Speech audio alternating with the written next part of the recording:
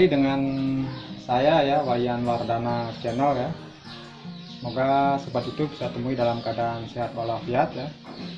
Nah, pada kesempatan kali ini saya akan memberikan sebuah tips ya, yaitu cara mudah mengetahui tunas bonsai kelapa kita ya berdaun kecil setelah dilakukan pangkas ya.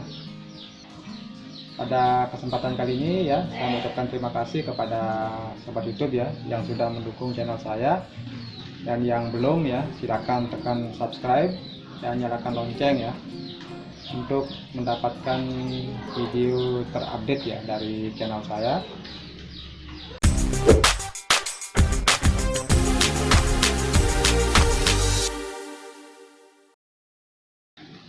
Nah, di depan saya ini adalah bahan bonsai kelapa gading ya yang pernah saya lakukan bongkar ground ya. Awalnya saya endam batoknya ini ya untuk menghindari pecah. Nah, sekarang sudah saya ekspos ya, dengan pertimbangan bahwa ini karena umurnya sudah cukup ya, kemudian akarnya juga sudah tua ya, dan sudah mulai pecah daun ya seperti ini. Nah, pada saat saya melakukan bongkar media ya, saya lakukan pruning ya dengan melakukan pengurangan beberapa pelepah ya, dengan tujuan yang pertama ya untuk mengurangi penguapan karena ganti media. Kemudian yang kedua, tujuan saya adalah untuk memperkecil atau mengecilkan daun ya. Alasan saya ya dalam penggantian media kemarin itu ya, saya menyisakan 3 pelepah ya dengan alasan yang pertama ya, supaya nutrisi yang ada di media ini ya terfokus kepada 3 pelepah tadi ya, sehingga pertumbuhan daripada tunas baru akan lebih cepat ya. Kemudian yang kedua, dengan menyisakan 3 pelepah ya, tentu akan lebih mudah saya di dalam melakukan perawatan ya, khususnya dalam melakukan penyayatan papas maupun pelepahnya ini ya. Jadi untuk lebih lengkapnya ya, bisa dilihat pada link di pojok kanan ya. Jadi setelah saya lakukan pemangkasan ya dengan menyisakan 3 pelepah ya, ini sekarang sudah jadi 4 pelepah karena ini sudah tumbuh. Itu ada perubahan ya, dimana daun tumbuh lebih kecil ya seperti ini, dan daun yang lama ya ini jauh lebih besar ya, sehingga dengan adanya pemangkasan tersebut ya, itu ada perubahan ya mengenai besarnya daun ya. Kemudian yang kedua, setelah saya lakukan pemangkasan ya, ini daun lebih pendek ya. Ini kalau kita lihat ya, helai demi helai daripada daun yang baru ya, ini lebih pendek, sedangkan ini lebih panjang ya. Kemudian pelepahnya pun ya ini lebih pendek, dan antara helai daun ini ya jaraknya cukup rapat ya daripada daun sebelum saya pangkas ya, seperti ini. Nah, untuk pengecilan daun ya bisa dilihat pada link ya di pojok kanan atas. Nah, sekarang ya saya akan memberikan sebuah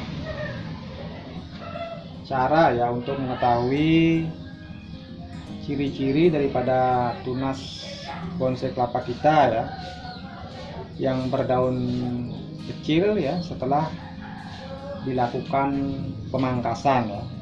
Jadi yang pertama ya, setelah dipangkas ya beberapa pelepah, maka tunas yang muncul ya itu akan lebih pendek ya, akan lebih pendek dari biasanya. Kemudian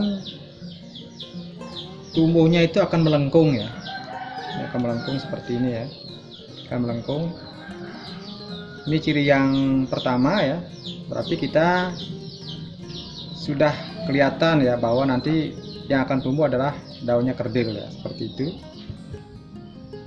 Jadi yang kedua ya, tunas yang tumbuh ya setelah dilakukan pemangkasan ya, itu akan lebih subur ya dan gemuk, ini seperti ini ya, jika kita bandingkan dengan sebelum dilakukan pemangkasan ya. Nah, ada 2 tips ya yang harus dilakukan ya untuk mendapatkan daun yang langsung kecil ya setelah dilakukan pemangkasan ya. Yang pertama yaitu lakukan pemangkasan ya pada saat tunas ini ya, ini baru muncul sedikit di permukaan ya. Jadi kalau setelah tinggi seperti ini kita lakukan pemangkasan, maka tunas ini akan tumbuh tinggi ya. Tapi tunas berikutnya baru akan tumbuh lebih kecil seperti itu ya, sehingga menghasilkan daun yang lebih kecil pula ya, seperti itu. Kemudian ya, tips yang kedua yaitu setelah dilakukan pemangkasan ya, maka kita harus rutin untuk melakukan pembersihan ya, baik itu tapis maupun pelepah ya. Minimal ya kita lakukan 1 minggu sekali agar daun yang dihasilkan bisa kecil dan seimbang. Jadi untuk mendapatkan daun yang kecil dan seimbang pada bahan bonsai kelapa saya, silakan tonton ya video saya yang ada di pojok kanan atas ya. Nah, sekarang ya saya akan melakukan perawatan ya pada bahan bonsai kelapa saya, yaitu melakukan pengurangan pelepah. Jadi saya tetap mempertahankan 3 pelepah ya, agar nutrisi yang ada di bonsai ini ya itu terfokus kepada 3 pelepah tadi ya, sehingga daun yang lebih kecil ya dan subur itu bisa kita dapatkan.